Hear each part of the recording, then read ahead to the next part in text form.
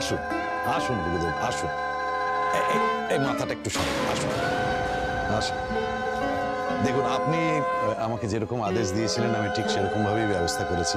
আপনি একটু মিলিয়ে দেখে নিন গুরুদেব। এখন ঠিক আপনি আমাদের বিপদ থেকে বাঁচানোর জন্য যে নিজে উপস্থিত হয়ে এই আচার অনুষ্ঠানের পৌরোহিত্য করবেন, এটা তো ভাবতেই পারিনি। এটা আমাদের কাছে পরম সৌভাগ্য।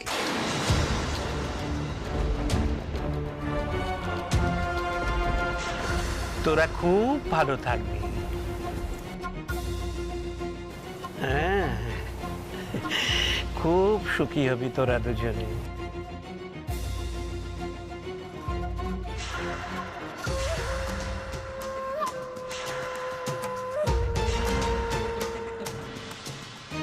কমলেশ, আমার আরো 11 জন পুরোহিত এখানে আসবে, তারাই যজ্ঞটা করবে। হ্যাঁ, আসুন না, কোনো অসুবিধা নেই। আপনি যেমনটি চাইবেন তেমনটিই হবে। আপনি আসন গ্রহণ করুন। আর সুচেতা, তুমি গুরুদেবের পা ধুইয়ে দেওয়ার ব্যবস্থাটা করো। হ্যাঁ হ্যাঁ করছি। না না, আজকে তুমি নয় মা, আজকে যার নামে যজ্ঞ হবে, যার জন্যে যজ্ঞ হবে, সেই আমার পা ধুইয়ে দেবে।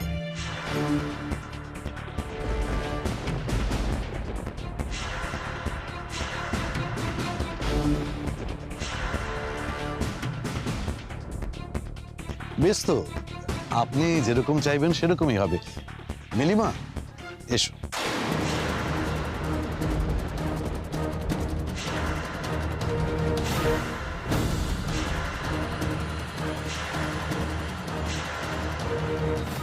মিলি, এসো।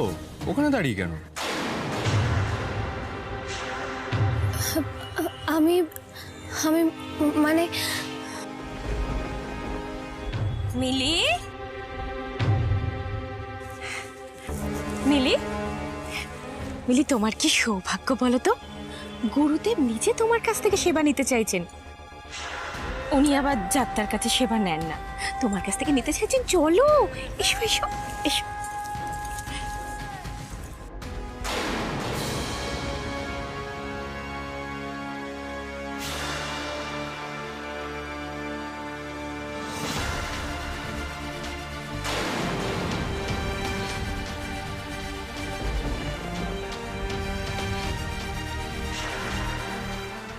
ক্ষমা করবেন গুরুদেব, এত বছর তো আমি আপনার পদসেবা করে এসেছি, আমাকে এর থেকে বঞ্চিত করবেন না। দিদি ভাই, এটা তুমি কি বলছো বলো তো? মিলি দুদিন পর আমাদের বাড়ির বউ হবে বলে কথা, তাই না? ওকে তো আমাদের বাড়ির রীতিনীতিগুলো একটু শিখতে হবে। ও যদি আমাদের বাড়ির রীতিনীতি পালন করে, ক্ষতি কিসের? মানে দিদি ভাই, তুমিও হয়তো ভুলে গেছো, বিয়ের পর কিন্তু আমিও গুরুদেবের পা ধুইয়ে দিয়েছি। তাহলে মিলি গুরুদেবের পা ধুইয়ে দিলে অসুবিধাটা কোথায়? আমি বুঝতে পারছি না, এটা সামান্য ব্যাপার নিয়ে এত আলোচনার কি আছে? গুরুদেব বলেছেন আজকে মিলি ওনার পা ধুইয়ে দেবে, ব্যাস মিটে গেল। বেবি, যাও গুরুদেবের পা ধুইয়ে যাও।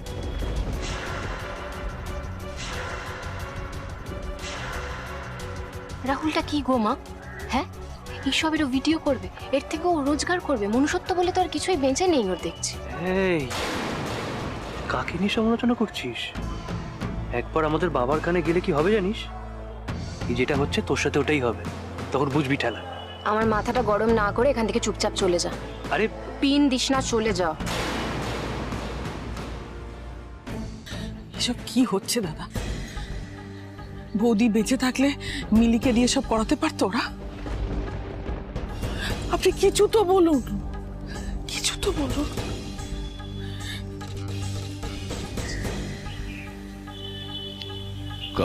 কমলেশ, একটু। হ্যাঁ, নিশ্চয়ই গুরুদেব।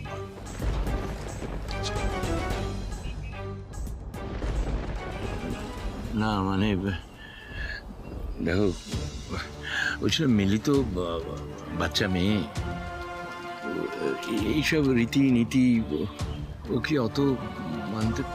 মিলিকে বাদ দিয়ে এসব করলে হয় না? আরে কি বলছো কি অবিনাশ? এখানে যা কিছু ঘটছে সবই কিন্তু মিলির মঙ্গল কামনাতেই হচ্ছে। কেন বুঝতে পারছো না? গুরুদেব যেটা বলছেন সেটাকেই আমাদের প্রথম নিয়ম ধরে নিয়ে চলতে হবে। তুমি চিন্তা করো না, মিলি গুরুদেবের পা ধোয়া জল খেলে পুণ্য লাভ করবে, গুরুদেবের আশীর্বাদ পাবেন, ওর জীবনের সমস্ত সংকট কেটে যাবে। কেন বুঝতে পারছো না? চিন্তা করো না। মিলিমা, চলো গুরুদেবের পা ধুইয়ে দেবে। চলো গুরুদেব, আপনিও চলুন, ওইদিকে ব্যবস্থা করা হয়েছে, ওদিকে চলুন। এসো মা, আসুন। আসুন আসুন। আসুন গুরুদেব, আসুন, বসুন। যাও, কি করছো বলো তো? রাহুল, তুমি তো জানো আমি তো তোমাকে বলেছিলাম যে গুরুদেব এঙ্গেজমেন্টের দিন আমাকে খুব বাজেভাবে টাচ করেছিল। তারপরেও আমি কি করে ওনার পা ধুইয়ে দিই তুমি বলো? বেবি, আমাদের বিয়েটা যাতে সুসম্পন্ন হয় উনি তার ব্যবস্থা করছে। আর তুমি এরকম একজন মহাপুরুষের নামে আজে বাজে কথা বলছো। প্রশ্ন তো, এই কথাগুলো যদি বাড়ির কেউ জানতে পারে কি হবে বুঝতে পারছো? রাহুল, আমি কি তোমাকে মিথ্যে কথা বলছি? বলছি না তো। তুমি কেন আমার কথা বিশ্বাস করছো না?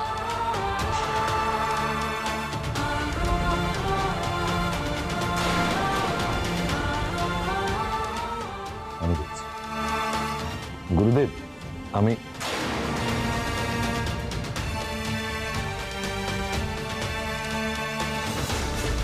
কি হলো মিলি? রাহুল, কোনো সমস্যা? না না, যেটা তুমি যাও না, ওকে নিয়ে এস। হ্যাঁ, তাড়াতাড়ি নিয়ে এসো। বেবি, তুমি ভুল বুঝেছিলে, ওরকম কিছুই হয়নি। চলো চলো চলো চলো চলো চলো।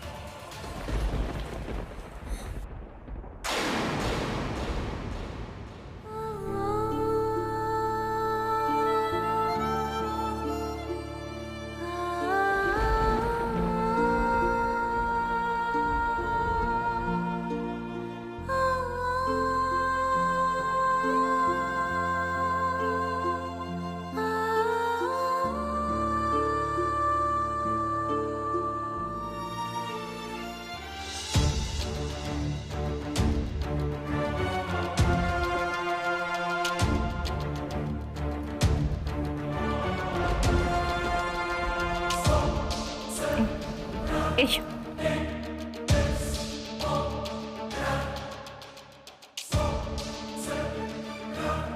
মিলি, দাঁড়িয়ে আছো কেন?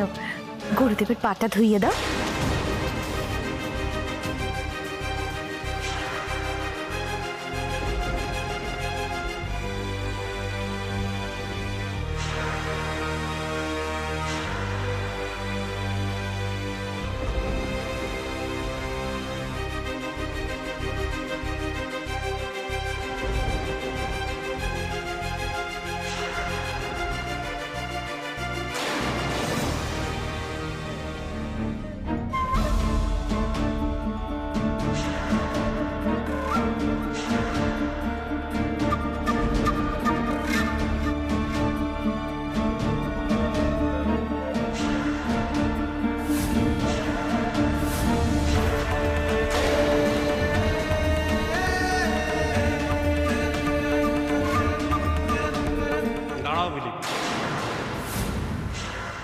কমলেশ, তোমার বাড়ির সবাই ভক্তি ভরে আমার পদসেবা করে, মনে মনে সবাই আমায় ভক্তি শ্রদ্ধা করে, কিন্তু মিলিমা বোধহয় মনে মনে যেটা করছে সেটা মন থেকে করতে পারছে না।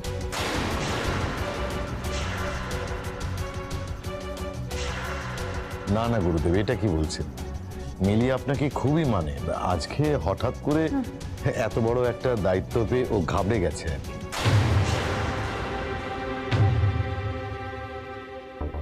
তাহলে এত দূর থেকে জল ঢালছো কেন মা?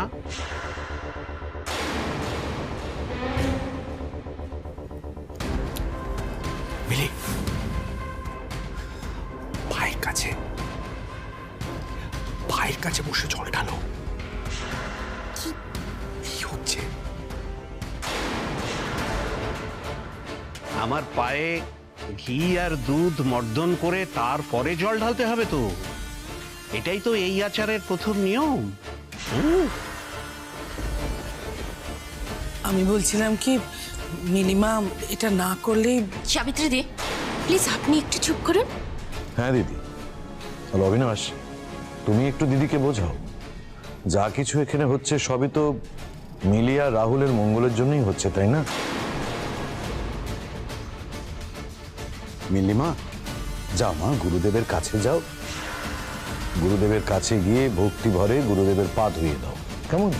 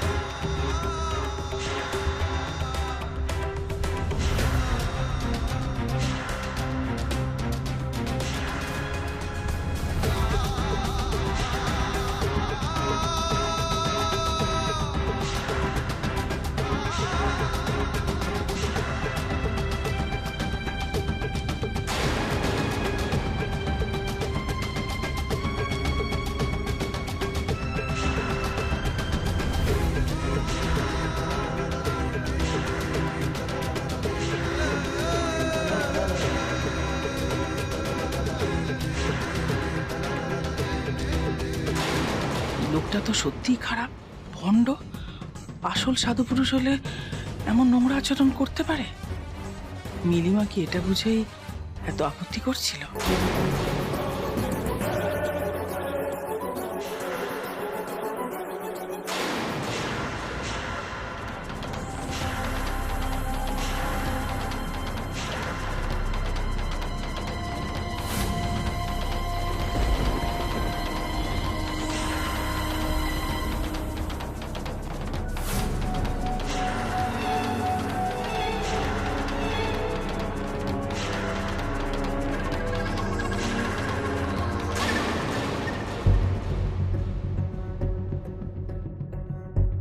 আশীর্বাদ করুন মহারাজ, আপনার কৃপা যেন আমার ওপরও পড়ে। হ্যাঁ, ঠিক আছে ঠিক আছে, কিন্তু তুমি কে? তোমায় তো চিনলাম না।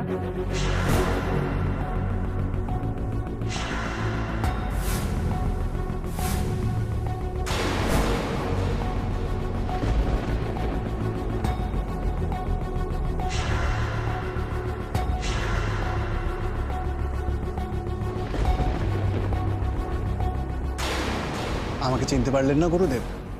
আমি স্বামী অর্জুনানন্দ, আপনার সাথে আমার আশ্রমে সাক্ষাৎ হয়েছিল।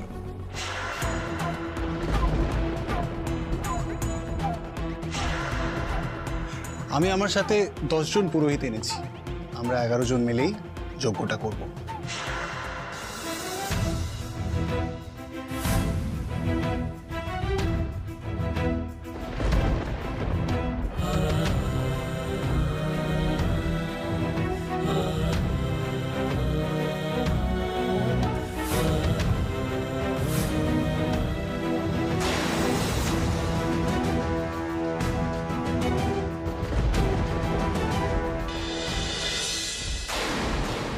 এগুলো আপনারা খেয়ে নিন, রাতে আপনাদের ছেড়ে দেবো। তোমরা কারা সেটা কেন বলছো না? আমাদের এভাবে আটকে রাখতে পারো না তোমরা। এমন অভিশাপ দেবো ভস্য হয়ে যাবে তোমরা, বলে দিলাম। আরে বাস, এত তেজ আপনার! আমাদের গুরুজির কিন্তু আপনার থেকেও বেশি তেজ। কে তোমাদের গুরুজি? হ্যাঁ, কে? সামনে আসতে বলো তাকে। আরে বাবা, যখন সময় হবে ঠিক জানতে পারবেন। আচ্ছা, একটা কথা বলুন তো, আপনি কি সত্যি সত্যি বশ করতে পারেন? ইয়া কি করছো তুমি ওনার সাথে? জানো আমাদের কত ক্ষমতা? যদি সত্যি ক্ষমতা থাকে তাহলে তাহলে মিলিকে ভস্য করে দিন তো। এই যে রানী, কেন বাজে বকছিস? এক্ষুনি গুরুর কানে গেলে না। তাই তুই চুপ করবি? দেখছিস না আমার অর্জুনটাকে কিভাবে বশ করে নিয়েছে ওই মেয়েটা। আমাকে পাঠিয়েও তার শান্তি হচ্ছে না, এখন আবার নিজেও গেছে ওই মেয়েটাকে বাঁচাতে। ওখানে যদি অর্জুনদার কিছু হয়, অর্জুনদাকে কেউ চিনতে পেরে গেলে, তখন আমি ছাড়া মিলি করবো অর্জুনদার জন্য চিন্তা।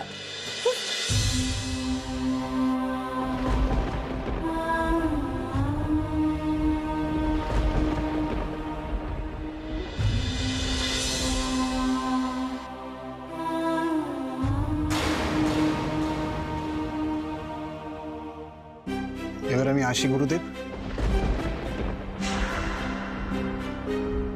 এসো।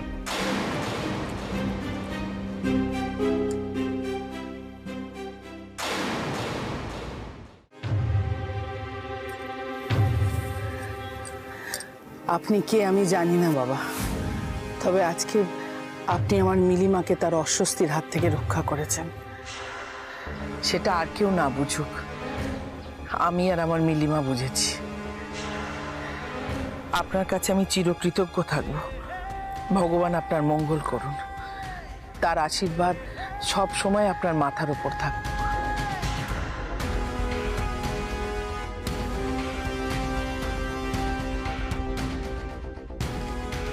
আমার থেকেও বেশি ভগবানের আশীর্বাদের প্রয়োজন এই বোকামিটার।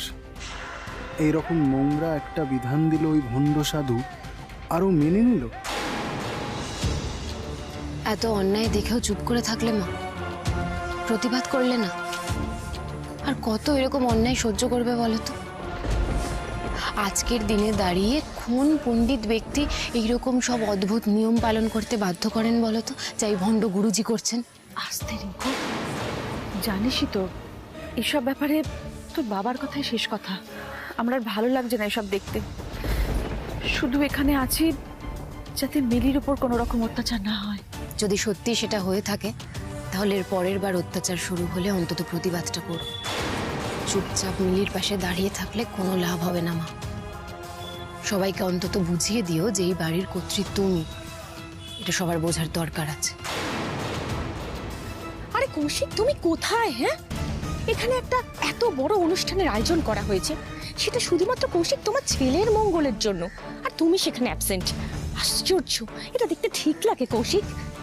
আচ্ছা রূপসা, তোমরা কি বুঝতে পারছো না যে তোমরা যেটা করছো সেটা একটা মধ্যযুগীয় বর্বরতা? তোমরা কি অশিক্ষিত নাকি? কি বললে?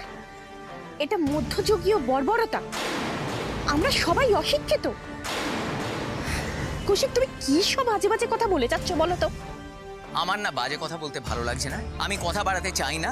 তোমরা মিলিকে বলির পাঁঠা বানাতে চাইছো, বানাও, আমাকে ডাকছো কেন? কি? আমরা মিলিকে বলির পাঁঠা বানাচ্ছি? কৌশিক, তুমি না বুঝে কথাগুলো কেন বলছো? তুমি কি নিজেকে বেশি বিজ্ঞ মনে করো, তাই তো? 4টে বই পড়ে তুমি সবকিছু জেনে গেছো। দূর, সঙ্গে কথা বল। হ্যালো, ফোনটা তুমি মুখের ওপর কেটে দিলে তো কৌশিক। আর যদি তুমি কমলেশ রায় বর্মনের ভাই না হতে, আজই আমি তোমাকে ডিভোর্স দিতাম।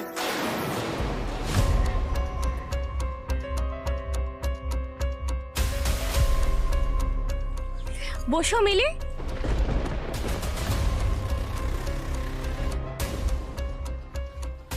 বেশি বাড়াবাড়ি হলে দাদা আপনি কিন্তু মিলিকে নিয়ে বাড়ি চলে যাবেন। ওর মুখটা দেখেছেন? ও কিন্তু একদম এসব মেনে নিতে পারছে না।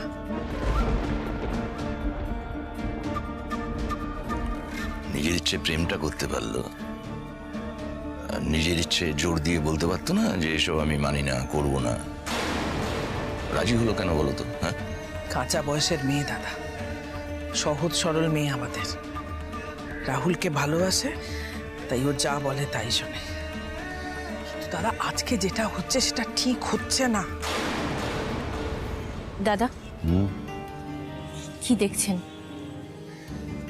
এমনিতেই তো অবিনাশ গুঁই গাঁই করছিল, তার উপর সাবিত্রী দিয়ে যেভাবে কান ভাঙিয়ে চলেছে, এখন যদি অবিনাশ বেঁকে বসে তাহলে সেটা কিন্তু আমাদের জন্য খুব একটা সুখকর হবে না রূপসা। একদমই তাই দাদা। আমি বলছি কি, আপনি চান না, আপনি ঠিক পারবেন অবিনাশটাকে কনভিন্স করতে।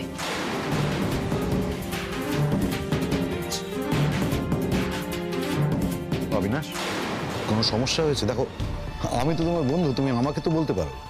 না দেখো কমলেশ, এত কিছু হচ্ছে কিন্তু মিলি কিন্তু কমফোর্টেবল ফিল করছে না, ইনফ্যাক্ট আমিও।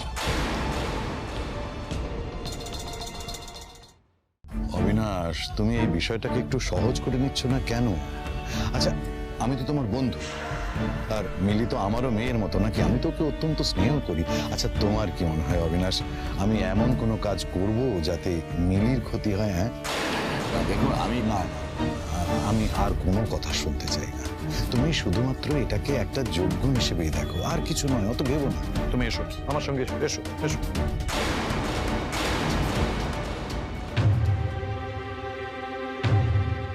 কেলো করেছে, চোখের ছকফক কি করে কাটে কিছুই তো জানি না। ওই অপগণ্ডটা তার উপর আবার ভিডিও করছে। Arjun Sanyal, be ready for the বাওয়াজ।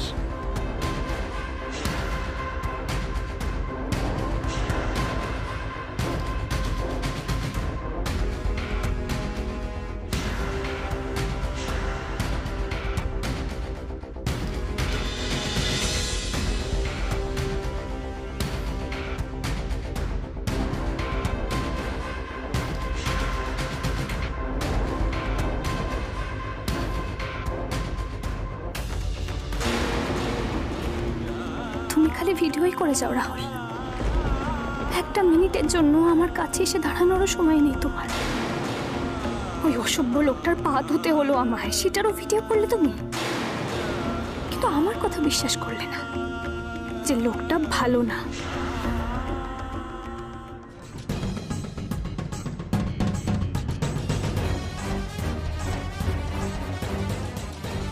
আসুন আসুন।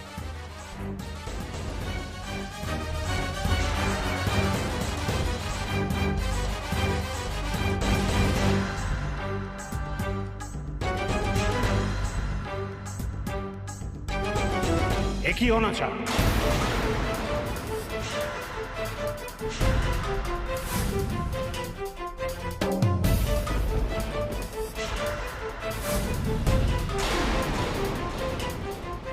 এত বড় ভুল যোগ্য হবে কি করে?